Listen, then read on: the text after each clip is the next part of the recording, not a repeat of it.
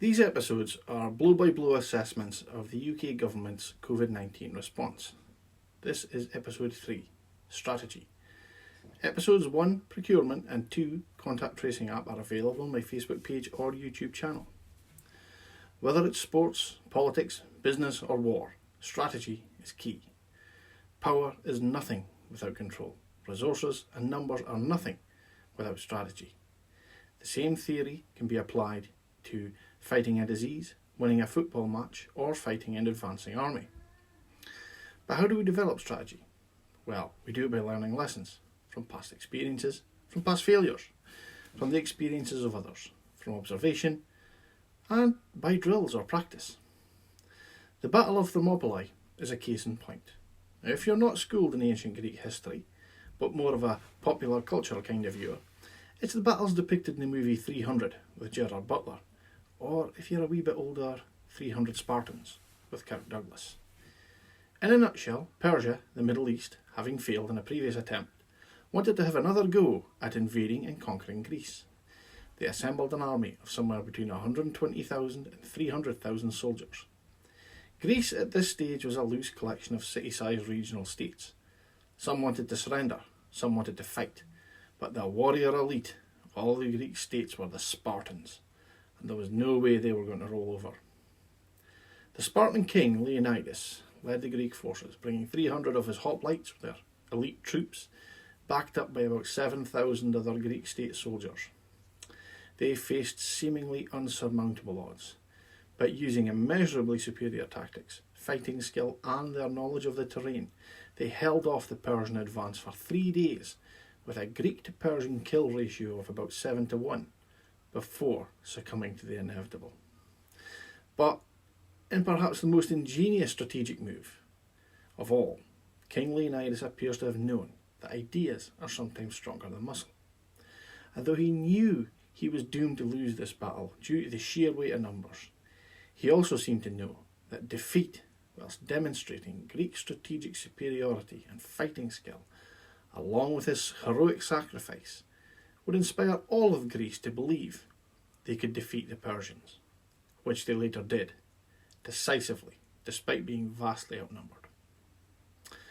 So, on to 2020 and COVID-19. This is not the first pandemic the world has faced.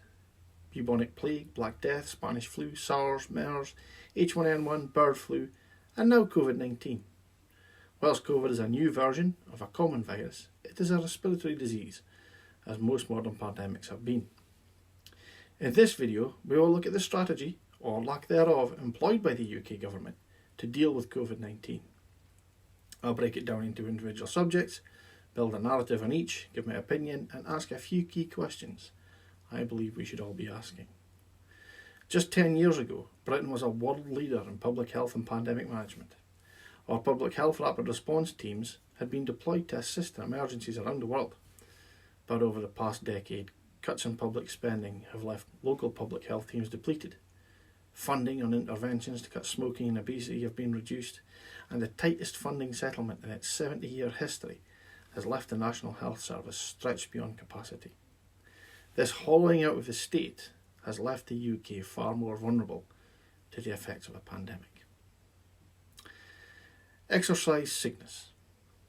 In October 2016, the UK government ran a 3-day simulation of a scenario based around an influenza pandemic, more serious than the current COVID-19 outbreak.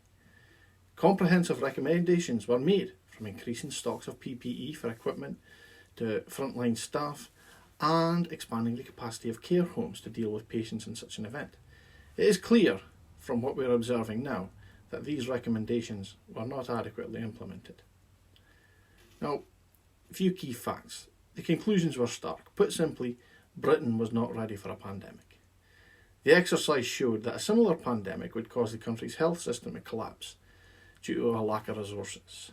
Sally Davies, the chief medical officer at the time, stated that a lack of medical ventilators and the logistics of disposal of dead bodies were serious problems. As of today, the full results of the exercise remain classified. Surely, the point of having these exercises is to learn lessons. A good leader should learn from these exercises, identify gaps in provision, and attempt to close them up.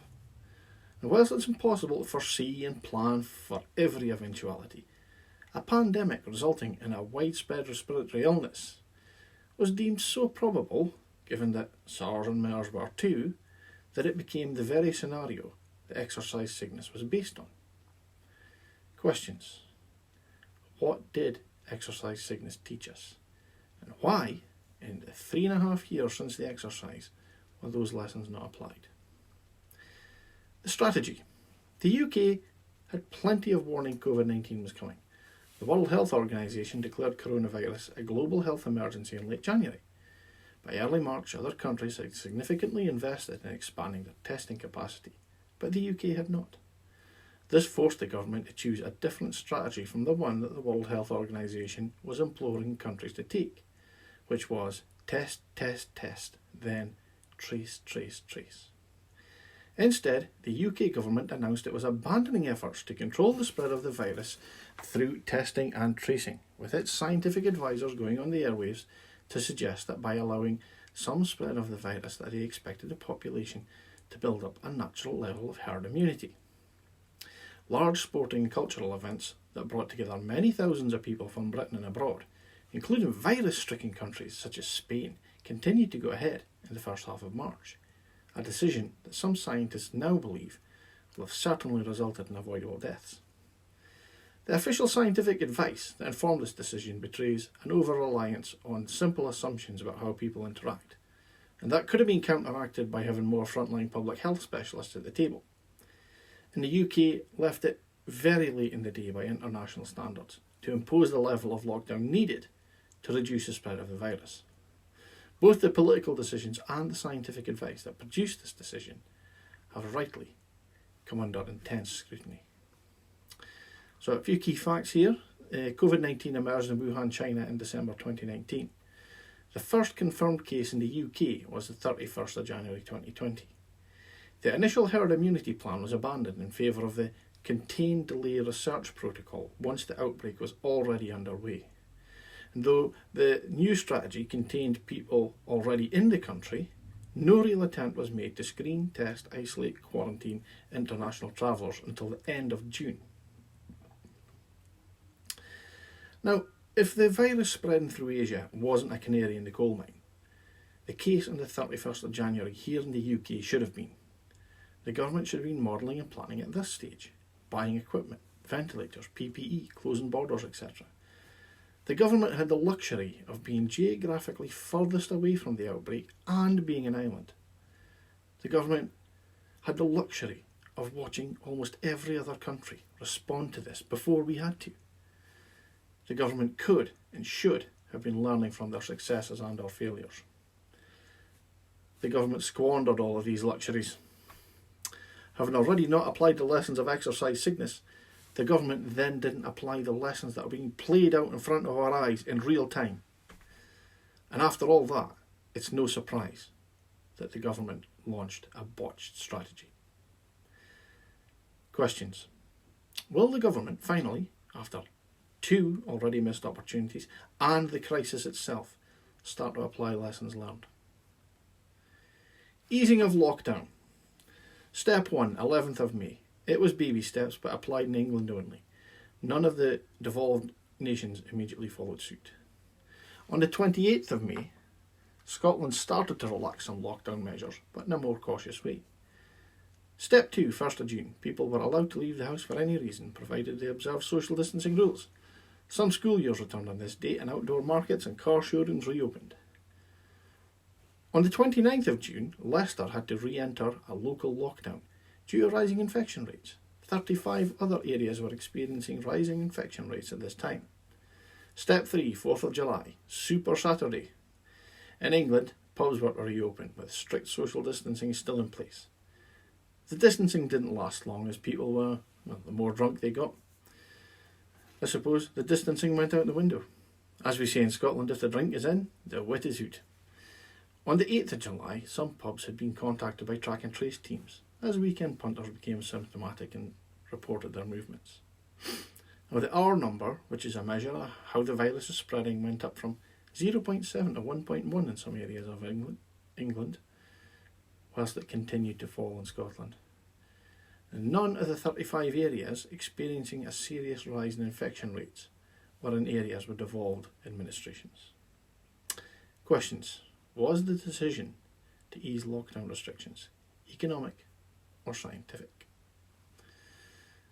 Next, we'll move on to border control, or lack of, international. Air travel is now so affordable that almost everyone can afford to holiday abroad.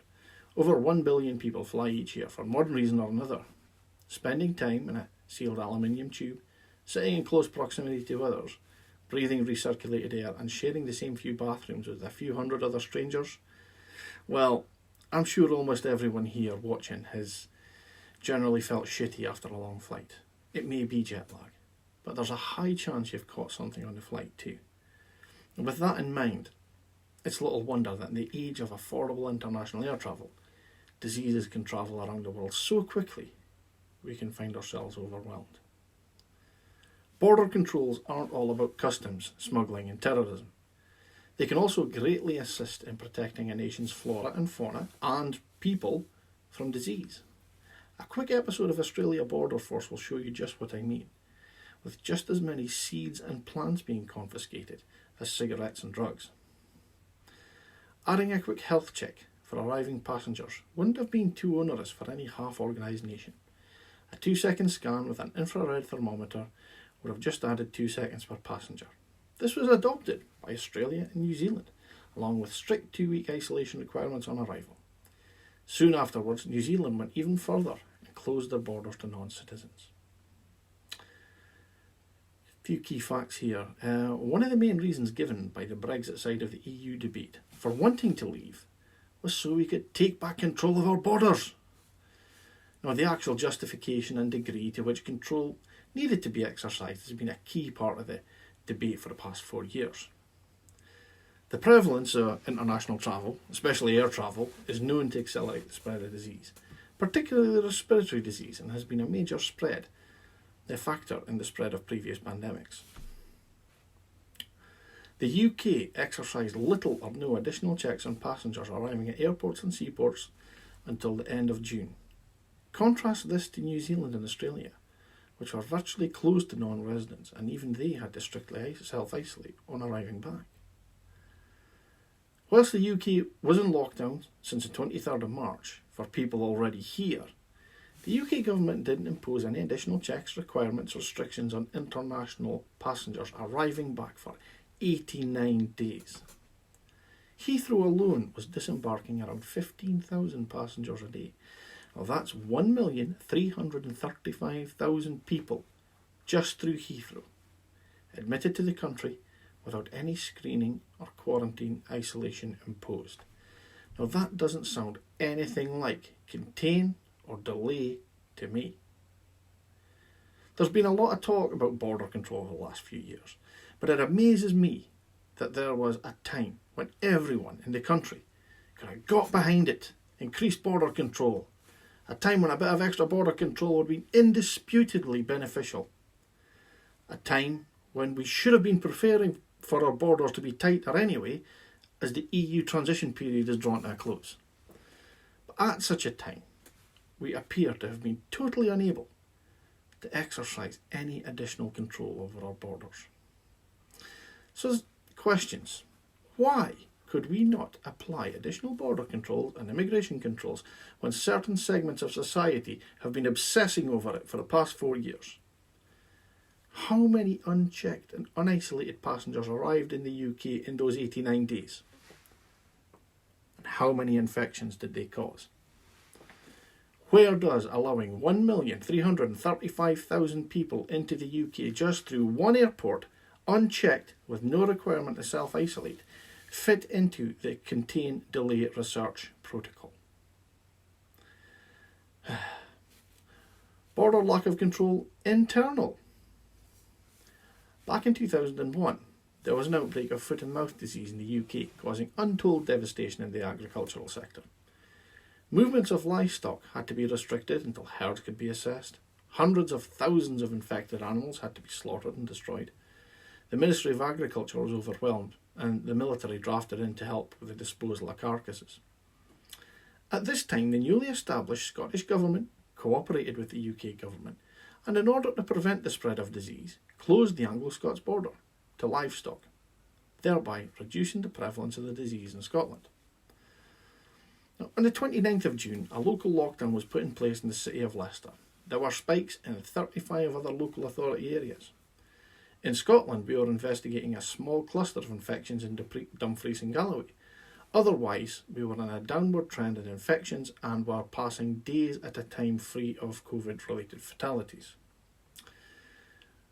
With the Leicester lockdown, spiking rates in other areas, and a possibility that the Dumfries and Galloway cluster may actually be related to a hospital in Cumbria, the First Minister said she may consider a quarantine scheme for cross-border visitors, but stopped short of saying there were concrete plans to do so.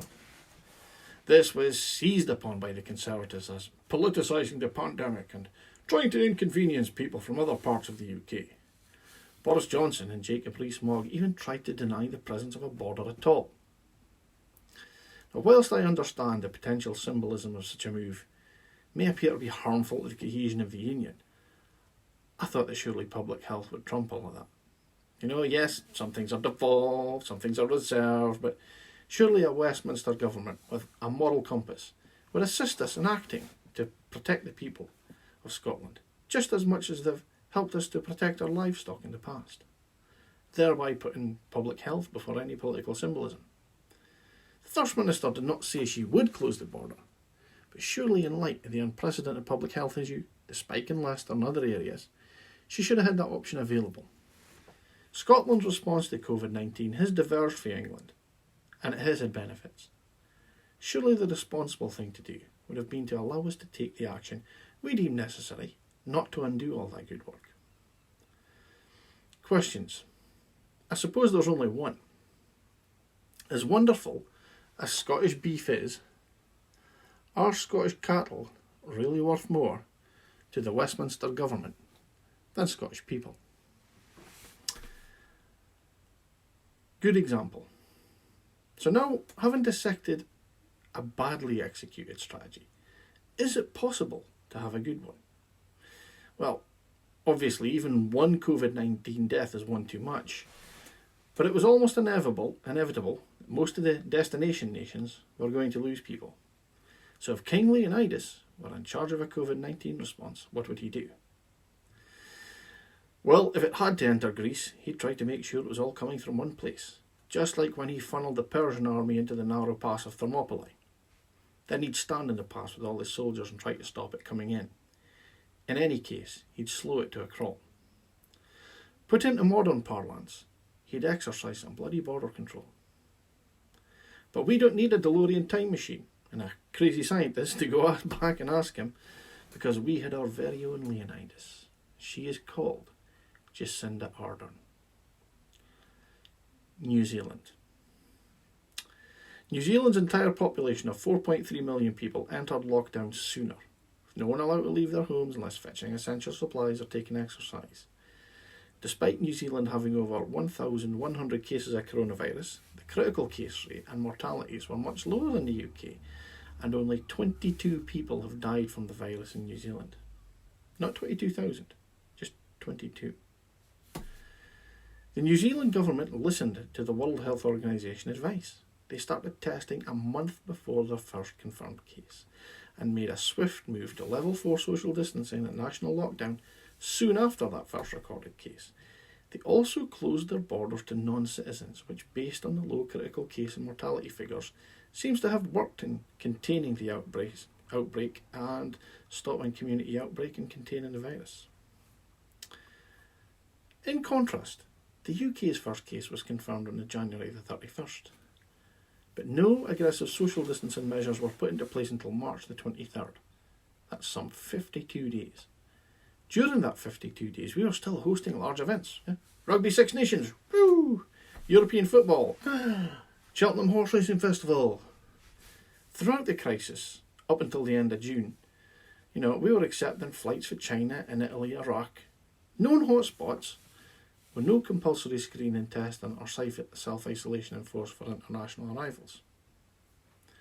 Now, the UK has one of the steepest coronavirus mortality curves in the world. The UK had the highest mortality rate in Europe and second highest globally. Now, the warnings, particularly from China and Italy, were evident for weeks before coronavirus landed in Britain. But unlike New Zealand, the UK government wasted their geographic advantages and reconnaissance time, and many lives were lost as a result. So a few key facts. 26th of July, the UK death toll is 45,752. That's 1 in 1,486 of the population, or 672 per million, and it is expected to rise. The New Zealand death toll is 22. That's 1 in 195,404 of the population, or 5.1 per million. Crucially, it's not expected to rise. Perhaps if the UK government had used a low case rate reconnaissance period of January and February to draw up an early strategy of mass testing and tracing, early lockdowns for the vulnerable, full protective PPE provision for the NHS, rather than wasting time and nudging people towards herd immunity and then changing their mind, they wouldn't have been found wanting. Compared to the early and aggressive social distancing strategy taken up by the New Zealand government, the UK government looked like they were asleep at the wheel. Strangely, Jacinda Ardern didn't do anything clever, radical, innovative or interesting to get such a positive outcome in comparison. What she did was read the advice from the World Health Organization and follow it to the letter. Border control, test, trace and isolate. The W in WHO stands for world, meaning it's for everybody. There was no need for the UK to plough its own furrow, especially given the effectiveness of the World Health Organization approach as observed in New Zealand. And I've heard many people vaguely say, oh, you can't directly compare New Zealand to the UK. I disagree. New Zealand's a former British colony, with a government elected on a mixed member proportional system, similar to Holyrood. Their politics are dominated by two larger parties, one Labour Party, kind of like the British one National Party, similar in many respects to the UK Conservatives. We share many cultural similarities and a common language. Apart from being smaller and less densely populated, we've got so much in common with them, I reckon a Brit would feel right at home. And given that the UK is more densely populated than New Zealand, it surely would have made more sense for us to lock down sooner rather than later. Questions? Can anyone explain away, I was going to say the difference, but that doesn't do it justice, the yawning chasm between their outcome and ours? Why was the United Kingdom, one of the great nations of the world, one of the G7, so woefully unprepared for this outbreak? Why were we shown the way to do it regularly by small independent countries like New Zealand, and at times even poorer and less well-resourced countries like Vietnam? Watch episode 4 next Monday, when we look at lies that have been told and general competence or lack thereof. Folks, thanks for watching this. I know it's been a long watch. Please comment on the Facebook page. Keep it civil, even if you disagree. Unionists are welcome to engage with us on my page and make them feel it. Other videos are available on the Facebook page and YouTube channel. So, thanks, good night, DaviePHD. Catch you next time.